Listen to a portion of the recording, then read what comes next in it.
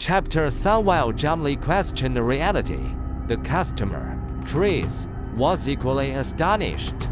Though he boasted experience, Chris was an ordinary adventurer in Leland continent, one of countless others, to fend off the Demon King's forces and slay rampant magical beasts. Young people joined the Adventurers Guild yearly. Visiting this supermarket was pure chance. Previously, this spot was a food shop, popular among adventurers for its quality and price. Chris always stopped by when passing through. His last visit was 2 years ago, and where the shop had closed, he came by memory, even if he hadn't known. The revamped storefront told him the place had no ownership. He should be left, but a peculiar scent stopped him. A bold, soul-stirring aroma hit him like a thunderbolt. Years ago, hired as a guard by a noble, Chris had tasted premium magical beast meat, costing hundreds of gold coins per pound. That unforgettable flavor haunted him, bragged about to friends. Yet, faced with this scent, he couldn't recall the meat's taste, freezing him in place. If Jumley heard his thoughts, he'd know the peculiar aroma was his spicy hot pot lunch. So, Chris entered. As an adventurer, Chris had traveled countless cities in Leland continent, seen it all, and braced for anything, but stepping inside, he was stunned. Outside was scorching summer, yet the shop was cool and comfortable, banishing the heat like an illusion. Chris, well-traveled, recognized it instantly as magic.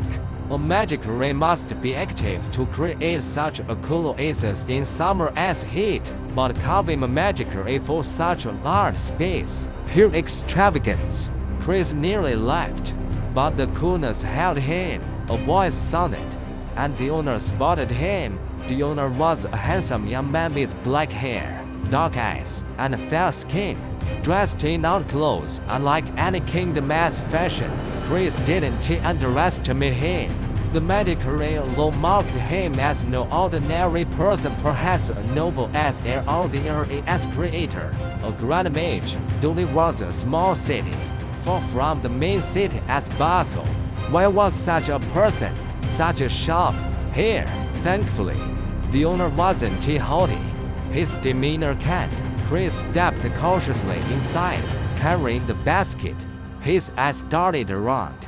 The floor as white tiles gleamed, reflecting his shadow. The vast space was brightly lit, banishing shadows. Chris traced the light to the ceiling. Rare magical devices, steadily glowing. He'd heard nobles used magic lamps, powered by rare energy crystals, instead of oil or torches. With the magic ray in mind, Chris stared at the lamps until his eyes stunned, then calmly looked away, fearing the owner's ire. He focused on the shelves. He needed food and water for supplies, but even with his experience, he struggled. Though the owner said these were foods, the unfamiliar items overwhelmed him. He searched for something familiar but failed. The goods had strange packaging, unlike any material he knew, marked with other symbols and startlingly lifelike portraits. Given the shop has magic, Chris guessed these were high-end foods with magical elements. He chose carefully. In Leland continent, magical talent was rare, and powerful mages rarer still.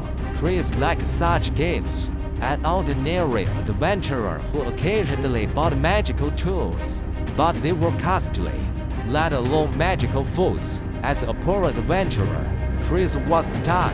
Footsteps approached. Turning, he saw the handsome owner behind him. Jumley was equally nervous. The supermarket was the same, yet it felt like he wasn't on Earth anymore.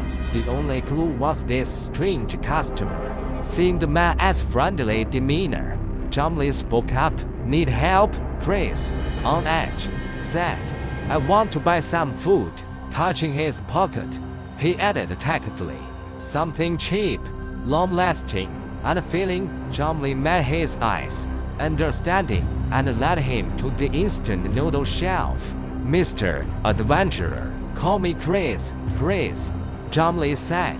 With your experience, you must be been to many places. Of course, since I became an adventurer, my travels have covered every corner of the Lalan continent, save the Demon King's castle in the far north. I've been to Dole City countless times. Lalan continent. Dole City. John Lee noted the names, but Demon King's castle struck him most. What kind of world had a Demon King? Had he crossed into another world? At the instant noodle shelf, Chris faced another dilemma. This is instant noodles, John Lee said. Instant noodles. Chris memorized the name, asking sheepishly, how do I eat them? Never having seen instant noodles, a marvel of ours.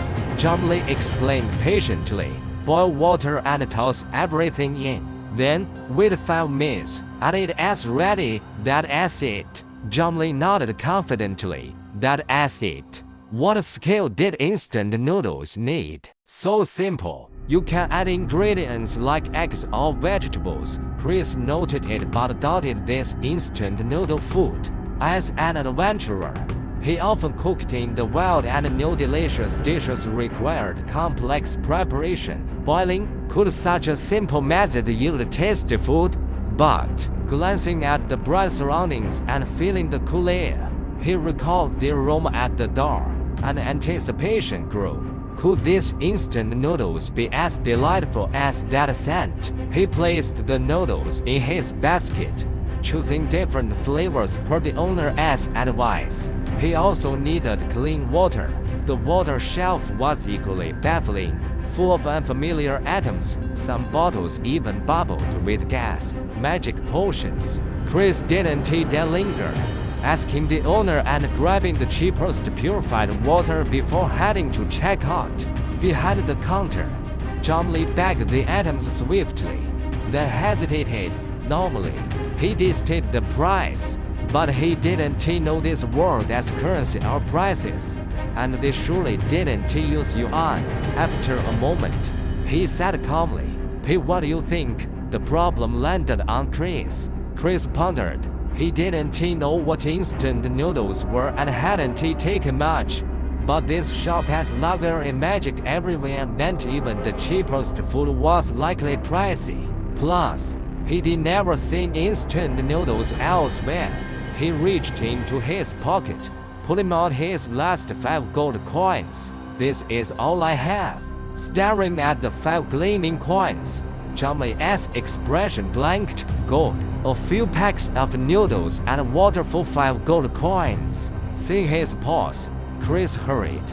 "If it is not enough, I can have my companions bring more."